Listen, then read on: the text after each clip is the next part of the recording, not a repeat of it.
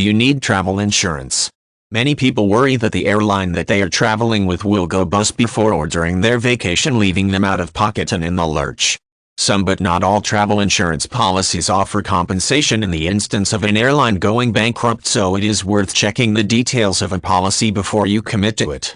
As a rule, financial default insurance is usually only provided if an airline has completely ceased trading regardless of bankruptcy proceedings. Also, in order for it to be valid, you have to buy your insurance no later than 2 weeks after you have paid your first deposit on the holiday. Before buying a travel insurance policy, make sure that you have a good look at the policy documents to see if they do indeed offer financial default insurance.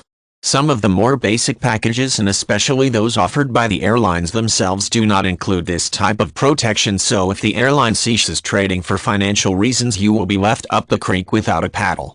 This type of cover will not protect you if your travel agency goes under, as travel insurance policies usually specify that financial default coverage only applies to travel suppliers such as tour operators, airlines, and cruise lines, and not to the company that sold you your travel insurance. If your holiday is made up of several different journeys with different travel suppliers, for instance if you are flying out to the Caribbean to board a cruise ship there, then you will only be covered if you miss out on the whole trip due to the bankruptcy of one travel supplier. You will need to check your policy documents to find out if there is a waiting period before the default coverage takes effect. Some policies state that the financial default of the travel supplier must take place at least a week after you have bought the policy in order for you to be covered.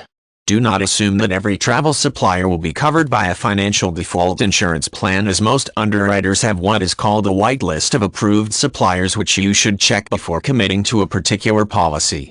The best policy is to buy your insurance from an independent supplier as soon as you can after booking your holiday, and make sure you check the small print before you sign.